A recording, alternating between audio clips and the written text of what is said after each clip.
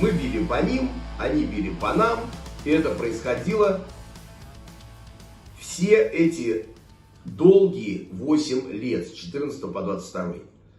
Иногда нарастало количество различных перестрелок, грубо говоря, обмена боеприпасами, обменом выстрелами, иногда уменьшалось. На 24 февраля ничего сверхординарного не было.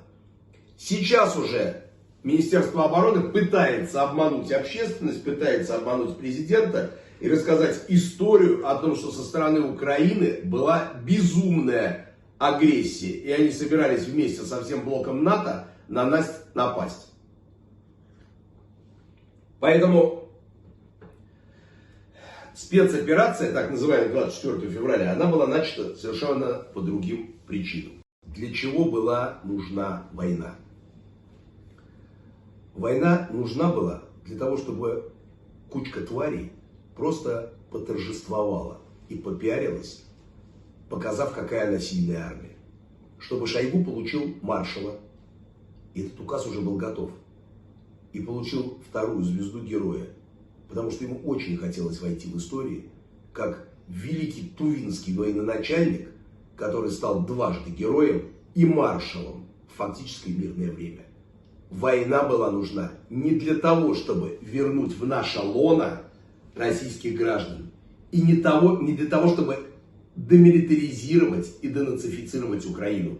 Она была нужна ради одной звезды с дополнительной вышивкой по периметру, чтобы один человек, психически больной, когда ляжет в гроб, чтобы на подушке принесли эту звезду.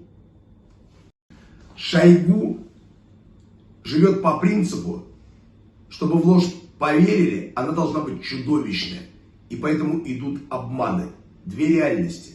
На земле сейчас, на сегодняшний день, российская армия отступает на Запорожском, Херсонском направлениях. ВСУ продавливают российскую армию. Мы умываемся кровью. Резервы никто не дает. Управления никакого нет. По-прежнему истерики, в которых начальник генштаба после стакана водки визжит, как баба базарная, как свинья, в телефон требуя вернуть позиции. И все, что может сделать командующий, он может сказать, все возвращено, и нарисовать на карте красную полосочку на несколько километров севернее, чем она сегодня реально есть. Поэтому то, что нам рассказывают, это глубочайший обман. All right, so yeah, that was Comrade Yevgeny Prigozhin of the Wagner PMC. Welcome everyone to whatever this is. Victor decided to visit us, so just in time. Yeah, it's good to be back, and I've seen some conspiracies that all three gods of the soul had joined again on the 23rd, and on the 24th the civil war in Russia began. So yeah, make of that what you wish. Yeah, are you sure it is a conspiracy theory? I mean, generally speaking, the other way around is true as well. I mean, we left for Kyiv last month, and things have started going really awry in this country. So, generally speaking, whenever we change something in the routine, something awful happens. Although this time around, something awful happened only if you're Volodya. Other than that, so yeah, what do you make of this? I mean, the press has made it, has called it a mutiny. I'm gonna call this video the Russia's mutiny with scare quotes, because you know, thou shalt not believe anything until it is officially denied at the Kremlin. And Vladimir Putin basically said that this was a civil war attempt, and that Russia's defenders prevented civil war. Here you go, here's the clip. Сегодня здесь, на исторической соборной площади Московского Кремля, военнослужащие вооруженных сил России, сотрудники Росгвардии, ФСБ, МВД, ФСО, солдаты и офицеры – настоящие защитники Отечества, которые в трудный для страны час вместе с боевыми товарищами встали на пути смуты, результатом которой неизбежно был бы хаос. Вы защитили конституционный строй, жизнь, безопасность и свободу наших граждан. Уберегли нашу Родину от потрясений. Фактически остановили гражданскую войну. Остановили гражданскую войну. Остановили гражданскую войну. В непростой ситуации вы действовали четко, слаженно. Ваша решимость и мужество, так же, как и консолидация всего российского общества, сыграли огромную, определяющую роль в стабилизации обстановки. Люди, которых втянули в мятеж, увидели, что армия, народ не с ними. Ouch. So, if Mr. President said it's a civil war, then maybe we should call it a civil war. Yes, Comrade Volodya said it was a civil war. Therefore, it is a civil war, or at least an attempt, according to the Kremlin. But then again, we should not believe the Kremlin. What do you make of this? Well, what I make of this is that Prigozhin played a pretty dangerous game with this attempt, because it did exactly what the current leadership in Moscow dislikes the most, which is show weakness, and it showed plenty of weakness. But Prigozhin didn't show weakness. But Prigozhin himself didn't, but he showed the weakness of the entire apparatus. Absolutely exposed that one, yeah. Yeah, let's talk about the organizational part of the mutiny. So since it was obvious, detaching Wagner from DNR and LPR, then go to Rostov, and from Rostov you still got 1,000 kilometers. By military hardware terms, you cannot go 1,000 kilometers in a day, and somehow he managed to do, according to the Russian sources, not the Western ones, he managed to do 780 out of them. He wasn't far off from the outer circle of Moscow, which means that he definitely did not go with the main convoy that way, but a lot of troops and units betrayed way before the initial convoy ever got there, which it didn't. So that poses a bigger question. Well, we know that the Russian military is led out of fear, and the reason why most likely the Russian military surrendered when it came to the main Wagner convoy, they did it out of fear, because they know when you're facing the most competent, and competent by a large margin compared to the standard of the compared Russian to the standard MOD, of the Russian MOD, which isn't big. Now, to be fair, the bar is pretty low, but yes. The bar is pretty low, but yeah, Russia never changed in terms of military organization. Since the 1600s up until now, the modus operandi remains the same. Nah, Golden Horde 2.0, but with less competence. At the end of the day, the Golden Horde successfully invaded China. The current Golden Horde needed a year to invade a marginal village. And even that one required the Wagner's assistance. Without that, it probably would have never happened. So then there's that.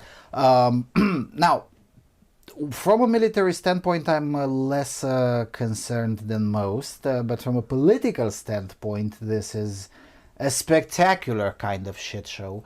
There's no way to describe this without using this otherwise vulgar word. I mean, the Kremlin hasn't shown that much weakness since, I think, 1993. Yeah, when Boris Yeltsin shelled the Duma with the tanks. Yes, yeah, he shelled the White House with the tank, yes. That was, in historiography, it's called the 1993 Russian constitutionality crisis. Look it up.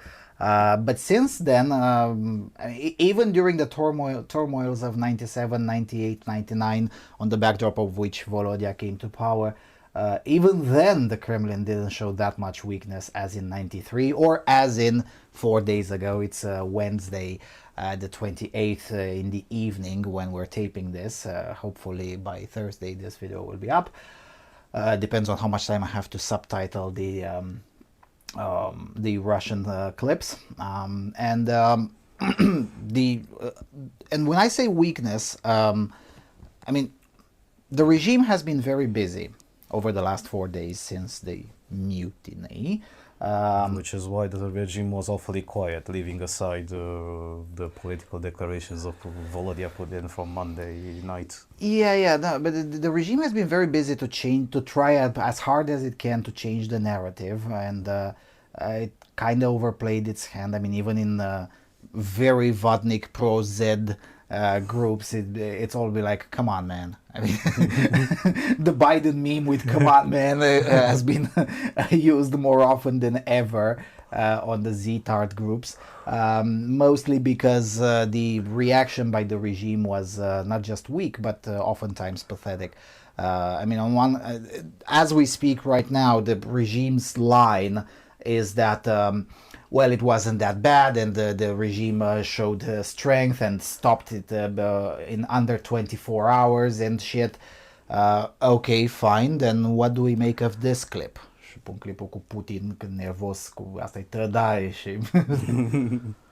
Uh-oh, that doesn't look like strength to me. And to be fair, it didn't look like strength to anyone who've seen that clip. Yeah, and it takes a lot of things to scare the shit out of a guy who has a long history in the KGB and pretty much functions as a KGB agent full time. And in organized crime. I mean, at this point, Volodya has more experience in organized crime than in the KGB. Not that the KGB wasn't a criminal enterprise, but you get the point. The attempt by the regime to change the narrative is just, for the first time since the start of the war, it just doesn't work.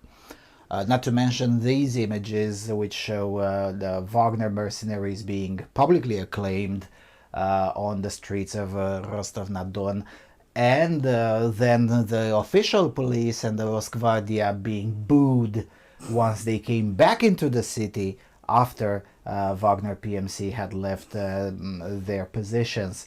That's hard to bury. Now, sure, these pictures weren't shown on national TV, but this is not 1993 or 1991 coup attempt. This is still 2023, even in Russia. That means people have social media, and these pictures have circulated all over Telegram. Yeah, they circulated also on VKontakte. On VKontakte, конечно, yes. And they weren't exactly deleted by the FSB. It was hard to even try to delete them. I mean, there were more people sharing them than the FSB has censors on it. I mean, they tried to imitate China with an army of censors. It's just that the army of censors in Российская Federaция is much smaller than the one the CCP has.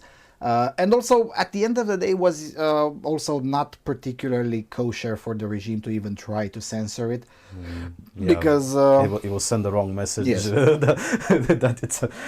that they deny it. I mean, well, they wouldn't have denied it actually happened, but severely downplayed the consequences. Yeah, and especially considering that the regime had already, by this moment, when the Rosgvardia and the police were being booed as they were coming back to their positions in Rostov, at that point the president had already issued a statement, obviously panicked a little bit.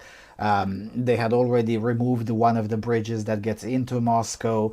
They had already digged up trenches around Moscow. All of that was public information already. And of course, at that moment, the official state media had already broken the silence. Let's not forget, in the state TV, Prigozhin personally and even Wagner PMC overall was more or less non-existent. And then suddenly Prigozhin is someone who forces the president to cut a deal. So there were already multiple moving parts in the background. So censoring these pictures, yes, would have sent the wrong message, and would have probably pissed off both the so-called liberals and the so-called nationalists. Now we have to remind everyone, there is no such thing as liberals in Russia. I mean, that's just mythology for Western plebs. Most of the opposition to Putin is that Putin is not being Stalinistic enough. Okay, so those people would have been in the Girkin crowd, essentially. So it would have pissed off everyone if they'd have tried harder to deny that, well, shit show has been happening in Rostov. So there's that. And then there's the issue of the deal. Just today, effectively, Wednesday when we're taping, although Tuesday in the evening, to be fair, Lukashenko has officially confirmed that Prigozhin is now in Belarus. And also yesterday, Vladimir Putin gave a hint to Prigozhin, effectively saying that he might direct the National Anti-Corruption Directorate to investigate the finances of Wagner PMC, which of course he's not going to do it, but it's more like a fair warning: keep your end of the deal or I won't keep mine. Or just invent new reasons not to keep mine, which he might do, but not today or this week or next week, that's for sure. But what remains still unclear is the terms of the deal, other than, yeah, you can go to Belarus if you don't want to sign a contract with the Ministry of Defense, which Prigozhin has also confirmed in his audio message, where he said that we're only looking for a way to continue to exist as an operation legally, and our little stunt over the weekend was not aimed at taking down Putin or taking down the regime overall, but was more of a protest. Well, that's a very interesting way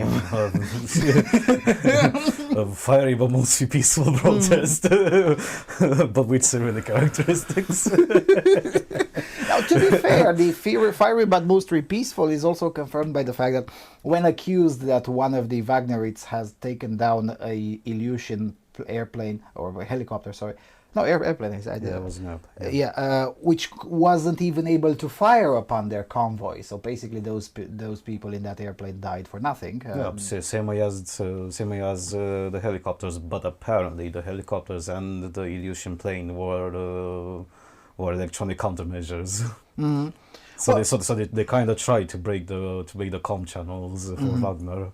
Yeah, nevertheless, which would warrant a response like you pull out your Strela and you start shooting that way. Yeah, the reaction by Wagner PMC and by Prigozhin himself was like, "Oh, a trigger-happy, overzealous contractor will pay reparations to the families. Что делать, ничего делать." I mean that was, and that to me shows that it's. It was for real. I mean, there is the Z-tards on Twitter and in other spaces who try to spin the Kremlin's narrative. They've been very silent throughout Saturday and Sunday and the first half of Monday. But then once they started speaking again, because, we kept on tagging them, poke, hey, what's going on over there, mate, shit. And they kept on not responding. And finally, once they start speaking, there were basically two competing narratives. One that is operation by NATO and by the collective West, as they call it, Коллективный Запад. And the second one was that it's all part of Vladimir Putin's plan to root out traitors, and there was not a single moment when the situation wasn't under control. Now, there's just a problem with both of these. I mean, surely, not just necessarily Western, but foreign intelligence service could try to stage something like that in Russia, but it's highly unlikely that it would work because the Russians don't know how they do security internally. So it's an even smaller chance for foreigners to know how they do it, which makes them unpredictable. So it would be very difficult to pull that one off, even if you are CIA or whatever. Yeah, pretty much respecting the mantra, if we don't know what we're doing, the enemy doesn't know either. The enemy doesn't know either, yes. But in Cyrillic. Yeah.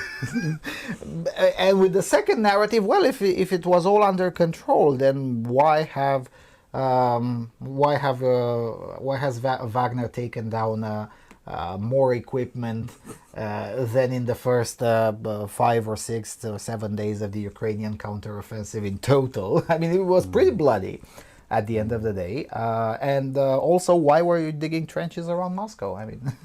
You don't understand, brat. This is hexadimensional chess. Hexadimensional chess, right. Yeah, it's just not believable. I mean, I'm sorry. Now, there has been separate theories, and some of them unfortunately peddled by people of good faith and people who, generally speaking, aren't necessarily Z-tards. And also, unfortunately, even further perpetuated by what I call the flag people or the NAFO Sims, who, as I was saying in a video in Romanian a few weeks ago, as I was coming back from Ukraine, fundamentally, there's very little difference personality-wise and even values-wise oftentimes between the harshest NAFO simps or flag people and the harshest vatniks on the internet. It's only a matter of mostly coincidence that they fall on one side of the argument or the other. The difference for those who coordinate propaganda is, of course, that some of them are useful idiots for us and some of them are useful idiots for the Kremlin. But generally speaking, they're not fundamentally different as people. And this applies very well with the theory, and dare I say the conspiracy theory, although I'm very wary of using that word because it has become demonetized, I suppose. In the classical sense, not in the YouTube sense. I don't even care if this video ends up monetized or not. Yeah, more like devalued. Devalued, yes. I suppose devalued is a better word. Namely, the conspiracy theory that this was all a decoy to attack Ukraine from Belarus. Right, the word goes that Wagner forces are now just stationed 200 kilometers from the Ukrainian border, and because it all ended too fast, it was probably a ruse to move troops as close as 250, 270 kilometers off of Kiev, and probably Muscovy will try a new assault on Kiev or assault on Ukraine overall through or from the north, right? That's how the theory goes. Now, as it happened to us before, we taped one of the World SOFA reports just a day before the invasion started. And then we said, that would be fucking stupid. Now, if they do it, here's how it's gonna go, and we got most of it right. But they shouldn't do it because it's really stupid and they will never conquer Ukraine. That's what we were saying on February the 23rd. Effectively in the evening, and the war began in hours, the morning of the 4 hours after we were done filming. Effectively, we ended up in the middle of the night, and at 4:30 a.m. The first shells fell. Comrade President declared the special military operation. He declared the SVO at 4:30 or 5 a.m. Romania time. So there's that, and Ukraine time for that matter.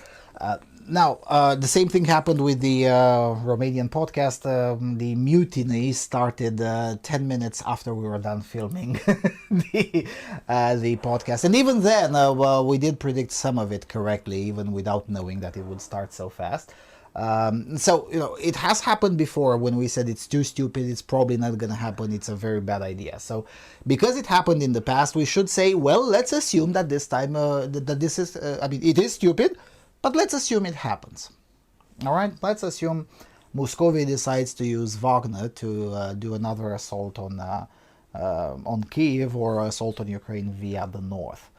How would that go? First of all, that implicates a significant problem now as Moscow pretty much disavowed itself from Wagner, which throwing the responsibility in Lukashenko's lap. That will mean if Moscow really wants to do that, and they can definitely try. Did they not move nukes within Belarus for Belarus? That can definitely be used as a bargaining chip. But the control still stays in Moscow, though. It's not controlled by Belarus. The nukes, I mean.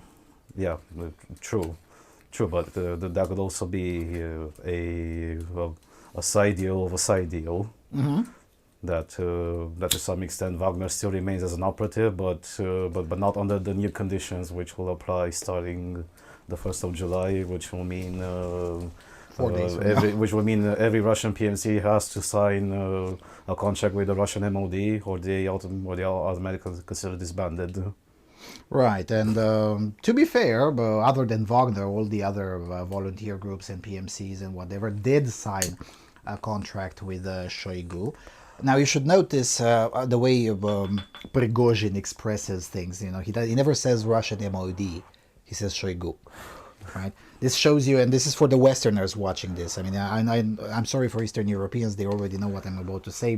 And I'm sorry if this comes off as redundant. But in Russia, and not just in Russia, in most of the world actually, this is the relationships are not institutional; they're personal. Yeah, they're personal. So pretty much When we say of the MOD, we refer specifically to Shoigu. We mean Shoigu, yes. In other words, the quasi-war master of Russia. Right. And when we refer to him as a lapdog, of course, we mean lapdog of Putin, and we mean that personally and not institutionally. That is to say that the Russian MOD is subordinated to the presidency. No. Shoigu is the subordinate of Putin. It's all personal, right? And same thing with Wagner, right? It's not that there is various subdivisions within Wagner and there is a chain of no, it's all personal to Prigozhin, right? And Prigozhin was very specific about this. We're not going to sign a contract with Shoigu, right? He never objected to Putin or, generally speaking, the Russian army. So, of course, because it wasn't Putin that didn't give him the ammunition he first asked for. It was Shoigu and Gerasimov, to be told. And Gerasimov, his yes. second in command. Шойгу! Герасимов! Где боеприпасы? Посмотрите на них, And let's not forget that this conflict between Shoigu and Gerasimov and Prigozhin did not start with the with the escalation in Ukraine in February 22. It started 5 years ago in 2018 in Syria, when the Wagnerites had taken over a well that was that was supposed to be under the protection of the U.S. military. And General Mattis called Shoigu and said, "Are those your people?" And Shoigu said, "Yes." "Are you sure about that? Because they kind of look like your people." "No, sir, they're not ours," said Shoigu. And Mattis was all right. And then, quote from General Mattis, "I ordered them annihilated," end quote. And suddenly that area turned into pink mist. Yeah, it turned into a parking lot, big, beautiful parking lot, which also became very fertile for some fucking reason. And Prigozhin and Wagner PMC generally did not blame the United States for that. They blamed Gerasimov and Shoigu, and for good reason, because it was Gerasimov and Shoigu who said that they can be bombed out of existence without any consequence. And from the U.S. perspective, they were never bothered by Wagner ever again, so it was a win from the U.S. perspective. Sorry. Well, truth be told, Wagnerites were not Shoigu's people. So you can't exactly blame. Shoigu did not exactly give a wrong answer to General Mattis. Yes, but what Prigozhin is effectively saying in a very convoluted way is that, look, we weren't your people then we want to stay not your people, no matter what the consequences. We took the negative consequences of that in 2018. Now we want the positive consequences of that, which is billions and billions and billions and billions of rubles, and you finance the ammunition and we do the fighting. Yeah, and it's a business. Yeah, that's pretty much how even Wagner operated in Yemen. Yes, that's also another thing. You're talking about an event which barely any Westerner remembers. Well, I remember about the Wagner group back when there were still hundreds of people in 2015. At the times of Woodkov, good times. They did they did exactly the same thing. Well, sure, they were used for annihilating high-value targets, and they actually did end up holding their end of the bargain. But the logistical support was offloaded to the coalition. They didn't do it themselves. Sure, with some particularities. Being a Muslim military, they had access to vodka, while the rest didn't. Right. But what I'm saying is that this goes a little bit beyond the war in Ukraine, for sure, the Russia's aggression in Ukraine. Now let's get back to this scenario with an assault from Belarus. So the Kremlin has disassociated itself de facto, not just de jure, from Wagner PMC, so it would be pretty difficult to now order Wagner PMC to enter into Ukraine. Lukashenko has already made a public offer, and I'm sure quite a few Wagnerites have took him up on that offer as well, in offering money in exchange for training Belarusian troops, which I suppose Lukashenko needs if he wants to keep on staying in power. Of course, Lukashenko is not just dependent wholly on Putin, but he's also dependent on how long can he have his own personal security at the end of the day. Because just like in Russia, Belarus being an autocratic state, all of the relationships are personal. A few betrayals here and there, and no more Lukashenko. And I'm pretty sure Sasha is very aware of this. So, you know, having some relatively professional, relatively resourceful commanders in Wagner PMC training his troops is generally speaking a win for his regime, albeit not a particularly significant one, but still a win nonetheless. And Lukashenko hasn't had a win in quite a while, so I can understand why he leapt at this opportunity, I suppose. So that's another aspect. And then there's the aspect on the Ukrainian side. I mean, the Russian military didn't have particularly spectacular successes the first time when the Ukrainians weren't expecting an assault from there. Now they do.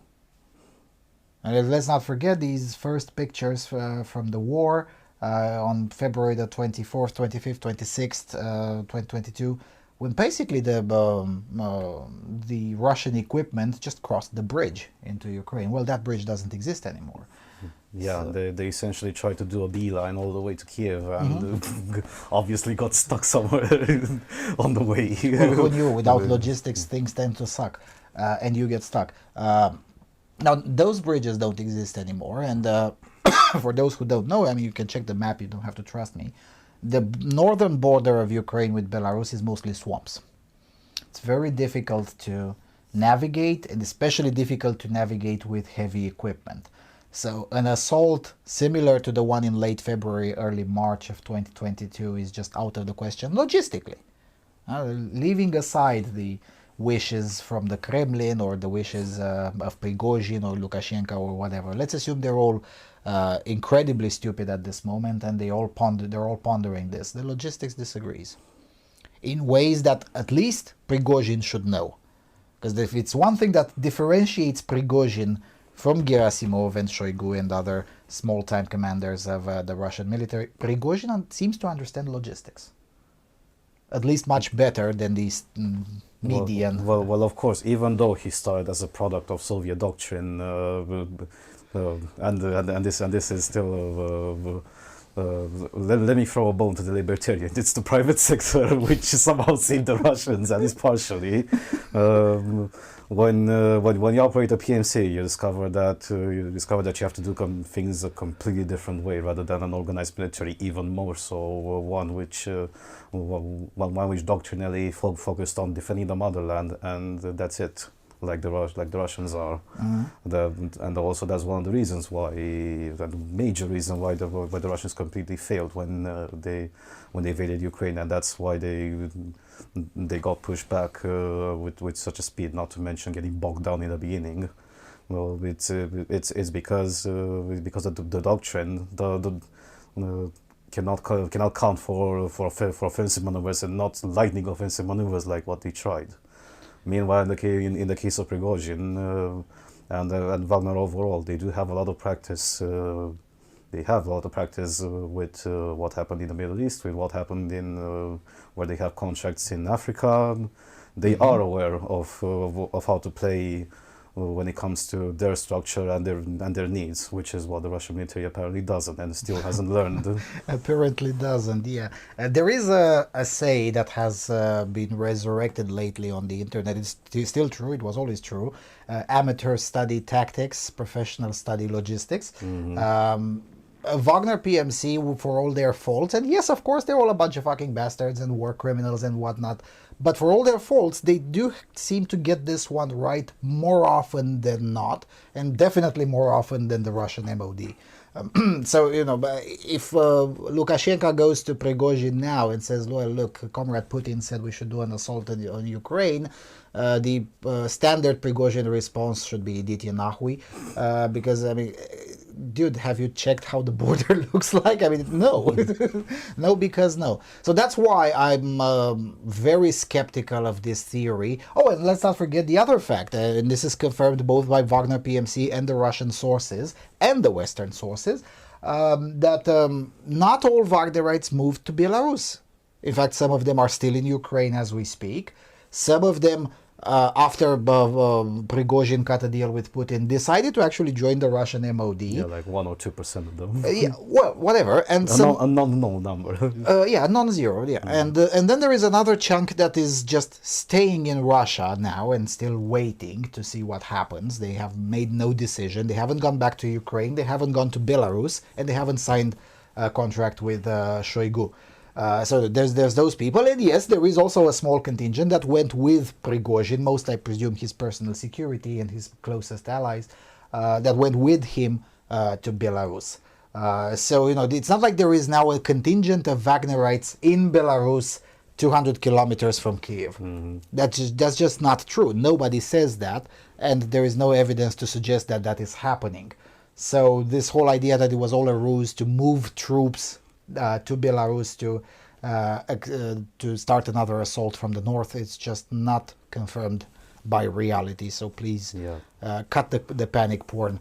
Now the reason I keep on scrolling is because we announced a day before and asked our closest donors and allies to subject questions, because and you should be in the donor circle as well. It's part of the benefits.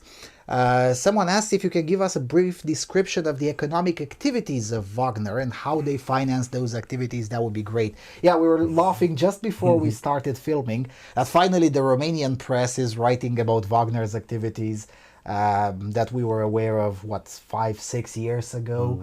And even Wall Street Journal made a very good documentary. I'll leave the link in the description about Wagner's activities. But even that documentary showed up, 2 weeks ago or 3 weeks ago, with information that was, in fact, available. Again, it wasn't secret. None of this is secret. It was available, but you needed to. It was like a puzzle. You needed the pieces in order to get the big picture of how Wagner functions and how Wagner is financed. All right. So how Wagner functions? Let's satisfy the demand from the donor circle. So it started as a catering business, and one thing led to another. Russia is in a civil war. Okay, that's the easy part. All right. But no, it's been around since 2014, effectively, and started with a man named Utkov, and Wagner was his call name. He's still alive, by the way, although he hasn't made any public appearance in 7 years already. Of course, because he's a GRU intelligence officer. Those people don't tend to live too long if they go too public, as other people have proven in the past. Yeah, they tend to take the elevator from a window, usually from the 35th floor upwards. So it's a very long journey all the way down. Now, on a more serious note, it has operated, yes, as a PMC, and yes, at the behest of the Russian government. And it was one of those, it was basically the entity that was doing the Kremlin's dirty work. And the deal, more or less, the way, and again, we don't have to trust Prigozhin on this one, or Putin for that matter, we just look at how they acted. The deal was effectively, you Wagner PMC, do our bidding, us, the Kremlin, and whatever profits come your way during those activities are all yours or mostly yours, depending on the size of the profits, of course. And that was a very sweet deal. Now, of course, when it came to things like seizing a gold mine, and I mean that literally, several gold mines. And over the time it turned into several gold mines, and then over the time it also turned into several diamond mines, and all sorts of other operations like that, mostly in Africa. Of course, the profits from that were also split with the Kremlin. Now, what shares, I don't know, and it's not even that particularly important for that matter. And in return, what would Wagner offer would be security services for the most part. If you look at various tribal leaders and warlords and even presidents, elected presidents in various African countries, I'm thinking here Mali would be one. For a short while, Mozambique. Although in Mozambique, Wagner failed. They got beaten down by the kebabs, by ISIS-backed or Al-Shabaab-backed troops. So, okay, Wagner doesn't want to talk about Mozambique. I mean, that's how you scare a Wagner, right? You just name drop the name of one or two commanders in Mozambique. Funny how one would use a Johnny English movie reference. Do not talk about Mozambique. Right, but with the exception of Mozambique, Wagner was pretty successful. I mean, Wagner was behind the movement to oust the NATO and France-led NATO peacekeeping mission in Mali, And for a while, the president and prime minister and most of the elite in Mali had their personal security ensured by Wagner commanders. There's plenty of documentaries made in Africa and by Africans who, throughout the years, especially after 2017, where lawyers, human rights activists, and whatnot, they keep on talking about, well, we were trying to fight for the rights of workers being exploited at that mine, and then suddenly some white people that we're not familiar with showed up, and things got really complicated, and before we got to complain about it, they were guarding the president, and where did those people come out? I mean, in 2017, most people were still in the dark about who those people were, but of course, it didn't take long to connect the things. So that's how they were funding their activities. Contrary to popular belief, to have a PMC requires significant funding. Even more so because global defense industries, doesn't matter which country on which side we're talking about, whether it's China, Russia, US, any NATO country, or even other tertiary countries which are at least not affiliated on paper. Take for example South Korea. South Korea is on NATO US side. Okay, right. You mean the third world, the non-aligned movement. Exactly. The bubbles used to be called non-aligned. Well, it's a very expensive business. Taking into consideration that just to have one helicopter that can carry the shit for you, that already costs you upwards of $8 million.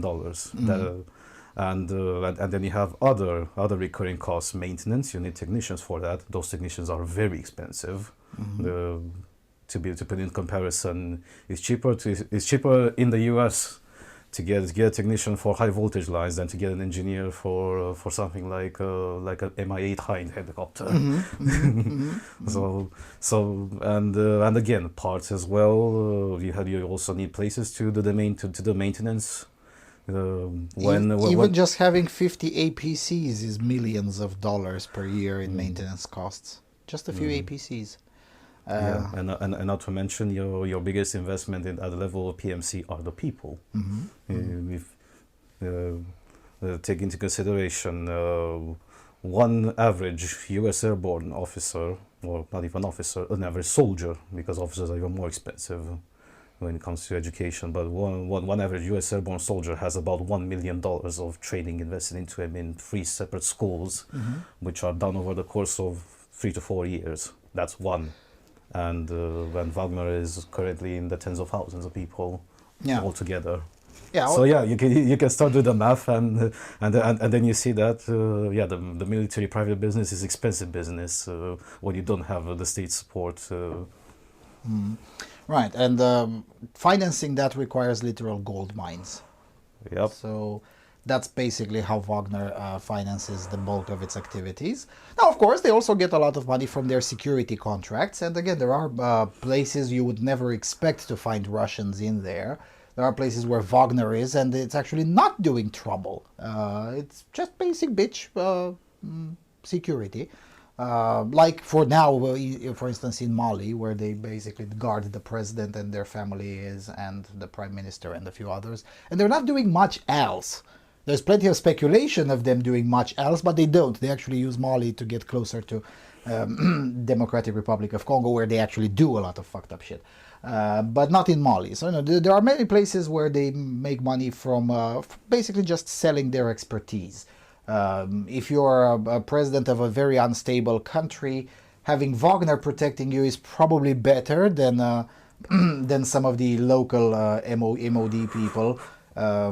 Because, well, I know it sounds like a stereotype, but African militaries don't necessarily tend to be particularly well trained. I guess a few exceptions would be the Nigerian army, which has gotten actually quite good over the last 7 or 8 years. After years and years of counterinsurgency against Boko Haram in the north. Yes. But other than Nigeria, and I suppose Ethiopia as well, I mean, they won a civil war.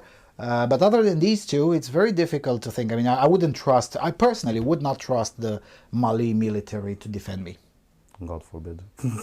No. I'm not sure I would trust Wagner either, but I would consider Wagner over the local Mali MOD.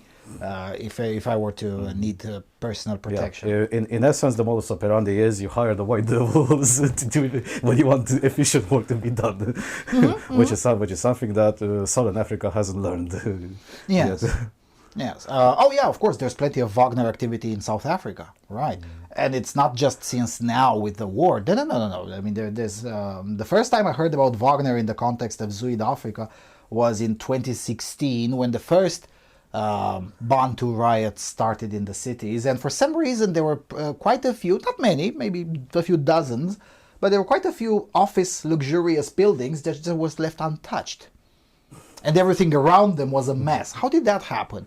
And suddenly there were quite a few people. Some of them even had a Russian flag on their arm, but some of them didn't. But they were all white, very well armed. They were moving really well, especially when the clips from surveillance cameras started showing up on relevant channels. I'm like, yeah, that looks like Wagner. And lo and behold, it was Wagner. So, and they were making money off of that too. And you know, they didn't have to do much. They would just have to move really well and show that they know how to fire a rifle. And obviously the rioters would just F off. So that's how they finance things. And there are also what do you call them? Nowadays, with the sanctions, Wagner is also owns through several subsidiaries, of course, and shell corporations, but they also own financial intermediary services where they get a cut of all of the money transferred between parties that want to go around sanctions. They make money from wherever they can, effectively. They also do crypto speculation, by the way. Because why not? They own a few power plants, and so therefore for them producing the electricity necessary to mine crypto and even operate a crypto exchange is at that scale is profitable for them. So yeah, that's one of the many reasons why I'm very skeptical of crypto, because it's Kind reminder: if you trade crypto, you are literally pro-Russian. You're literally pro-Russian, yes. So yeah, that's basically, I hope that answers the question. Then there's any thoughts on the future of Wagner? Well, more of the same. Let's consult our crystal globe now. Yeah. Let's pat the crystal globe. Let's see what more of the same. I mean, this is also nowadays even a mainstream speculation, and I don't think it's wrong. They still do retain their empire, their financial empire in Africa. And I'm not sure Putin is willing to lose that one because, you know, if you kill Prigozhin, again, all relationships are personal. If you kill Prigozhin, the empire, the financial empire in Africa fractures. And if that happens, then obviously the Kremlin doesn't get its cut. And also, lo and behold, you get more war in places where there shouldn't be war. That as well. Plus you're gonna make every Wagnerite very upset, and you do not want another branch of ultranationalists to start a civil war by themselves in Russia, because they will. Well, if Prigozhin gets killed, they will definitely find another guy to replace him. Which will definitely have an axe to grind with Putin himself. I heard that Igor Stelkov is hiring. I'm just saying. And yeah, I know the mainstream speculation is that Igor Girkin / Stelkov is protected by Putin and whatnot. Yes, until it's not. I mean, in a mafia state, these kinds of alliances are very shifty. And subjected to, you know, money. Almost everyone is for sale. And this is not something specific to the Putin system, it's specific to Russia and tin pot dictatorships, generally speaking. I told you the story of how the first secretary of the Uzbek Communist Party effectively bought the entirety of the Kremlin during the times of the age of stagnation. And lucky for everyone, both he and what was the Soviet leader that died in 82? Leonid Brezhnev. Brezhnev, right, yeah. Brezhnev. Luckily, both Brezhnev and the head of Uzbek SSR died in the same year, and as a result, the shit show was for everyone else that managed to stay alive. Yeah. But effectively, I mean, if Uzbek SSR was able to do that in the 50s and 60s and 70s, especially 60s and 70s, what would be what a surprise it still functions like that. Except today, some of it is privatized, that is to say, subjected to auction. So, and everything is up for sale. And this is that's probably not probably that's for sure the reason why Putin got shat bricks, because he was like, holy shit, if he gathers enough money and buys off enough people, I'm done. So lucky for Putin, that didn't happen. And and Wagner definitely has a lot of money. Let me make a reference to an article from, I think, not more than 2 weeks ago, related to Wagner paying the families of the mercenaries that got killed in the war in Ukraine. Well, can you imagine Wagner affording to pay the equivalent of about $70,000 per individual to the family?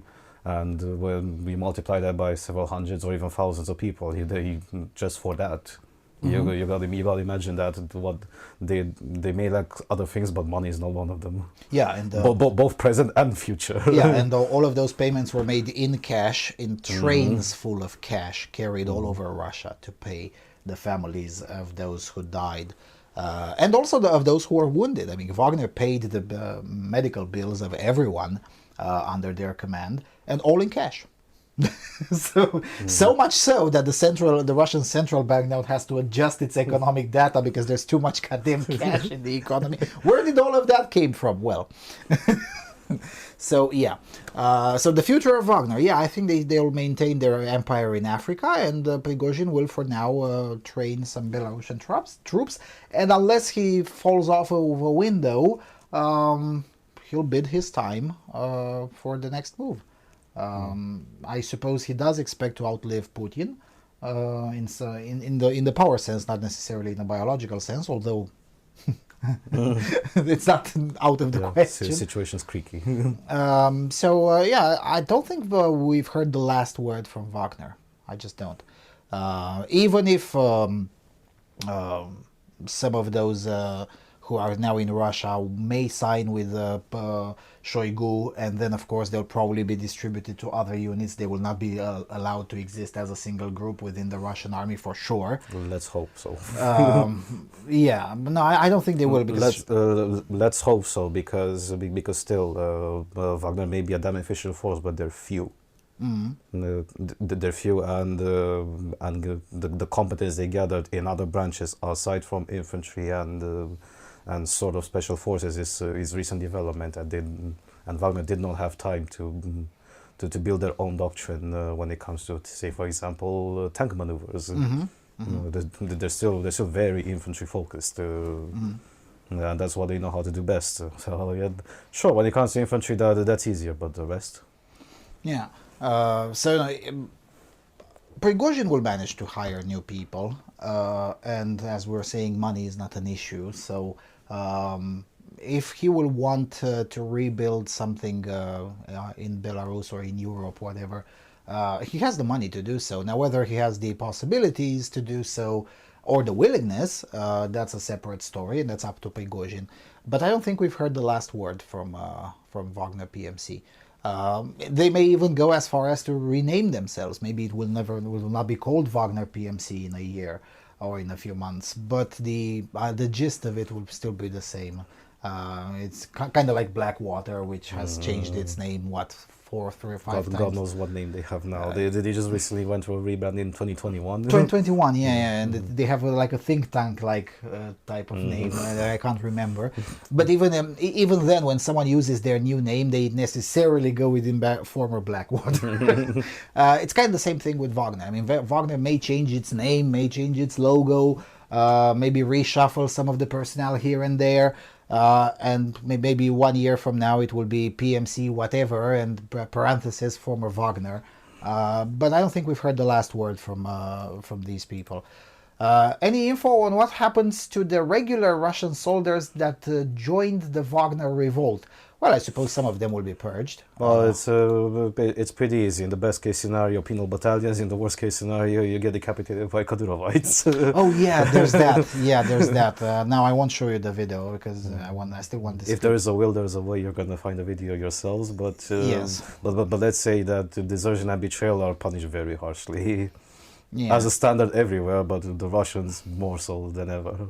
Yeah, and the Kadyrovites, since they failed to show up for the fight because they got stuck in a traffic jam, it seems that it has fallen on them to hunt down and eliminate traitors and deserters. And yeah, those people are pretty savage, the Kadyrovites. And to be fair, they kind of have to be, because Kadyrov himself has a very unstable grip on power in the Chechenskaya Respublika. And if he doesn't show enough strength now, well, you know, his future is questionable as well. And yeah, sure, the Kremlin will support him, but as long as the Kremlin means Putin, you know, the next Kremlin might not. And the second word goes out that Kadyrov's power is shaky, there's no more Kadyrov. So yeah, you know, there's that. But generally speaking, a lot of them will be purged in some way, shape, or form, either with penal battalion or straight up execution. Extrajudicial, of course. Welcome to Russia.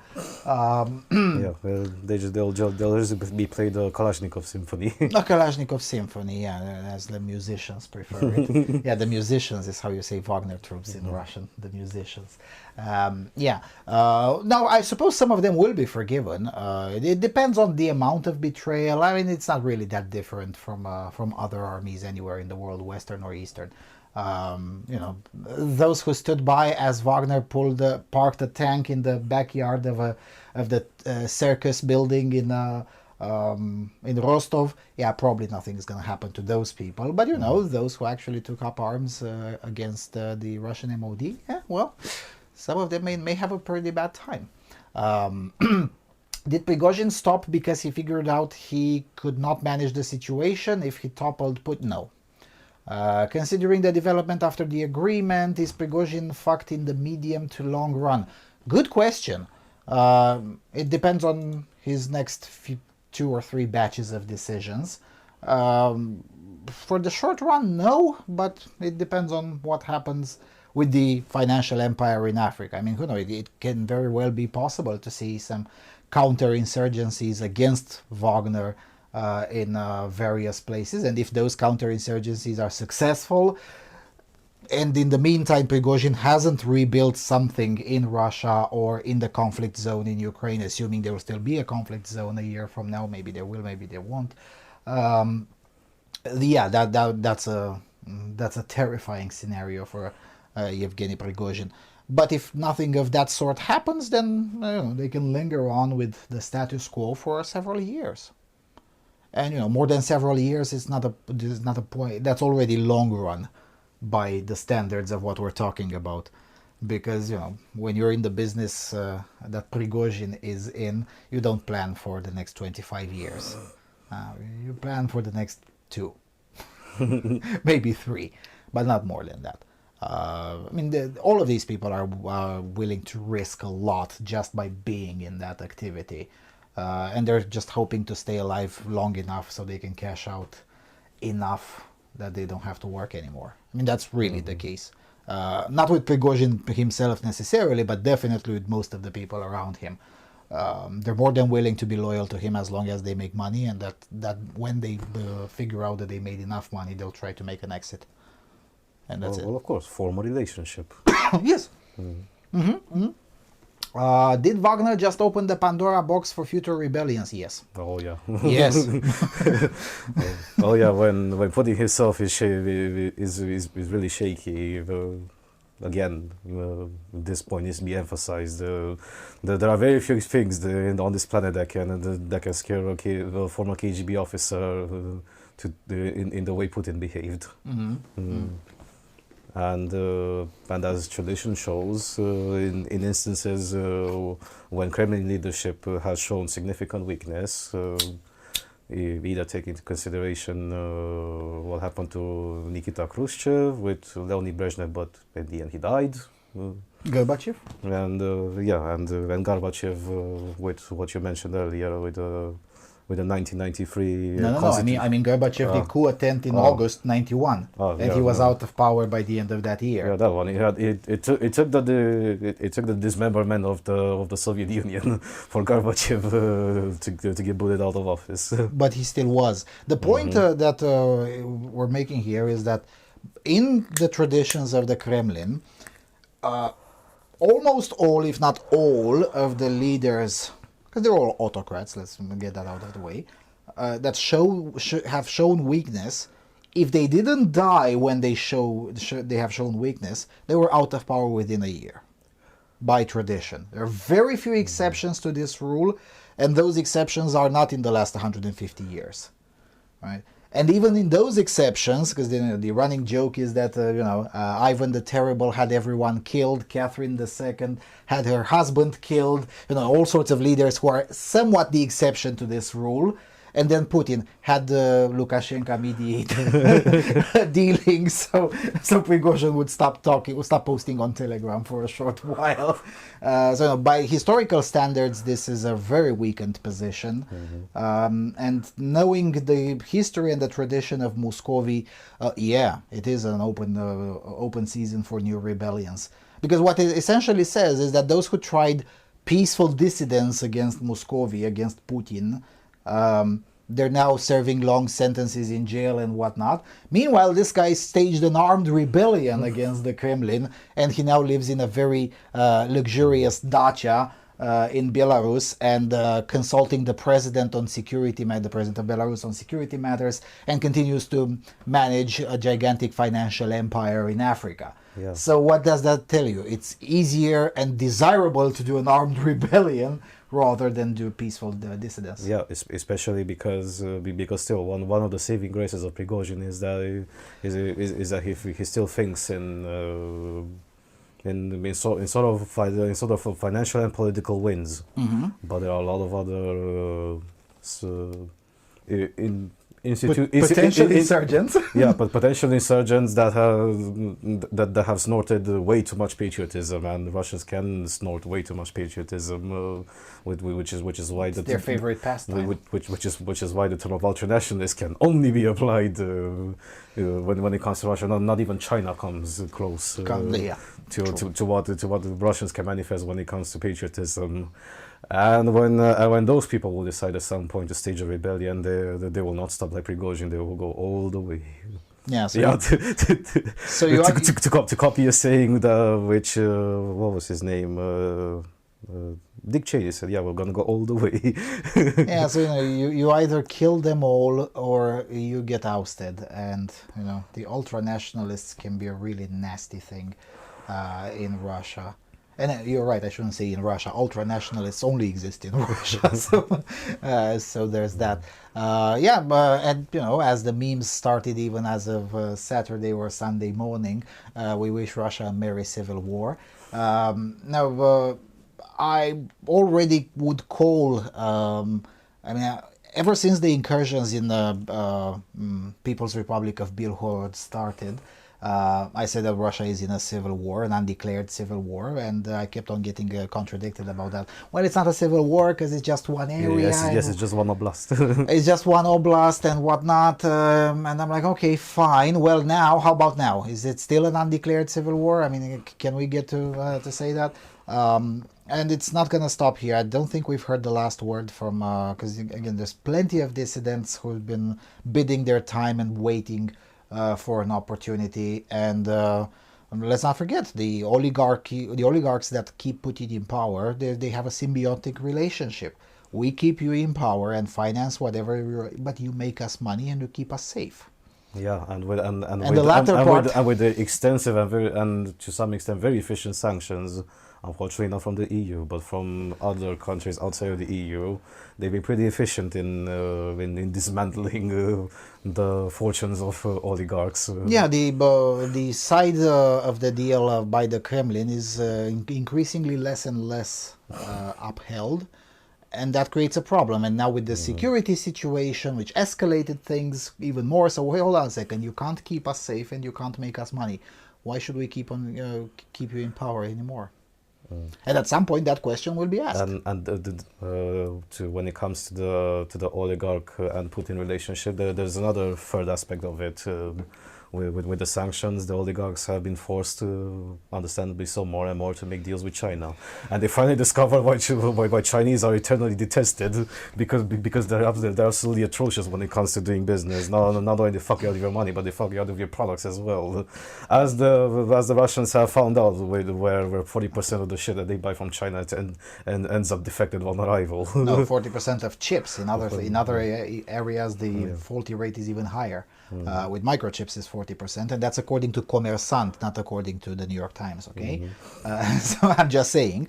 And as they found out with India as well, I mean, India has just basically frozen their assets there. So basically India sucked their oil dry. And, oh yeah, sorry, we can only pay in rupees. Oh, and you can't take your rupees out of India. So this has been the worst trade deal in the history of trade deals. In the history of trade deals, yes. And these things will not stop. Even if the war in Ukraine ends tomorrow, most of these things cannot be stopped on a stroke of a pen. Just like their effects could not be triggered on a stroke of a pen. That's where the West got it wrong, where they sold it to the population that we do this and we fuck up the Russians. And I was like, yes, but not tomorrow. It's going to take a while to see the effects of it. And the other way around is true as well. If the sanctions are lifted tomorrow, the effects will continue to linger for years. So there's that. Someone else asks, can we give us ideas on helping friends and relatives get the fuck out of Muscovy, and what's arguably more important, helping them get the fuck out, since many countries such as Latvia aren't very keen on letting them stay. Well, the list is pretty small. Yeah, the good news is that the list is pretty small. Yeah, Baltic states are not particularly an option unless for transit. Estonia still allows transit. And I suppose Lithuania as well. Transit, but to where? Well, there are several options. Although if I were stuck in Muscovy now, I would consider going south. Georgia is a bit hostile, but they still haven't cancelled the regime on Russian passports, and it's the same regime as it is with Romanian ID cards. You can stay for 365 days a year. So basically once a year you go 2 days to Yerevan and come back, and that's it. You can stay there. Yeah, admittedly, it's very difficult to move money, and they will not let you open a bank account and whatnot, but that's solvable. It's not... they'll let you stay. They will not deport you back to Russia. Then there's Kazakhstan, a very good option. And in fact, for some professionals, such as IT professionals, doctors, even some lawyers, it can be a very good offer. Kazakhstan will give you residence, and oftentimes you can make more money than in Muscovy, or a similar amount, but you're definitely safer in Kazakhstan, particularly in Almaty, than anywhere in Muscovy. Also, Kazakhstan, even during this mutiny, Takayev's reaction was, this is an internal matter of Russia, we don't give a shit. Which to Putin was the equivalent of idite nahui. He really, really didn't like this. But to be fair, Tokayev was right. Now, admittedly, from the Kremlin's perspective is, hey, we helped you during your riots in January 2022. Why don't you want to help us now? And, you know, Tokayev be like, because I don't want to. Because you suck. You're considered not sucking. I fail to see where in the CSTO agreement there is a law of equivalent exchange. Yeah. Hold on a second. Does the CSTO even exist anymore? I mean, you know, Armenia would have a word with that. So then there's that. I mean, they're very close to signing a peace deal with Azerbaijan, mediated by NATO and Turkey. So yeah, for the richer people, yeah, Middle East. So Middle East is calling you. They always want anybody's money. Yeah, the Middle East. But I guess you already knew that. If you're a rich person and you're still in Russia, you're either part of the oligarch clan, or you're dumb. Or you're really dumb, yeah.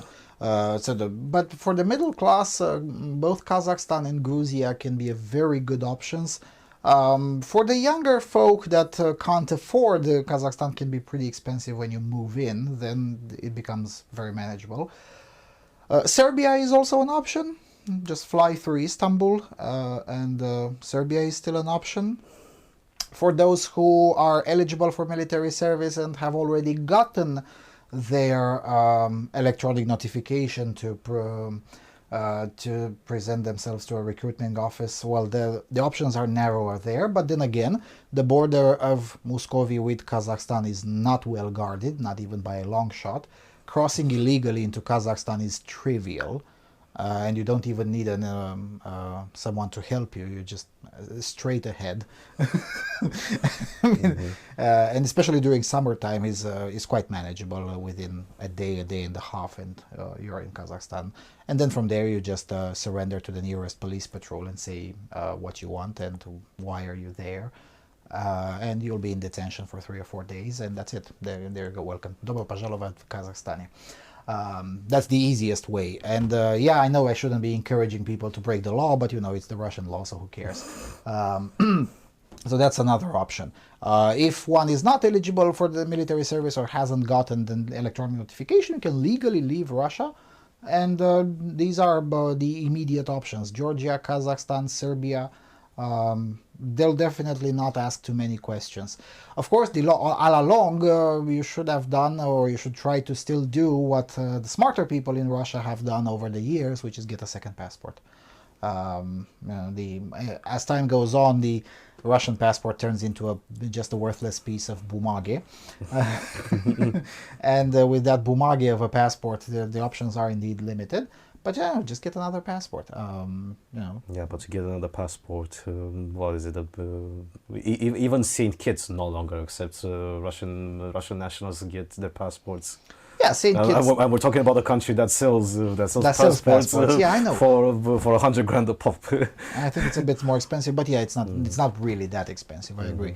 Yeah, okay, Saint Kitts doesn't, but there are still options. Most people in Russia can trace some ancestry in one of the neighboring countries, and as long as that neighboring country is not Ukraine, it shouldn't be terribly difficult to get one. I mean, at the start of the war, there was several hundreds of thousands of people who suddenly reminded themselves that, oh wait, Grandpa was Armenian.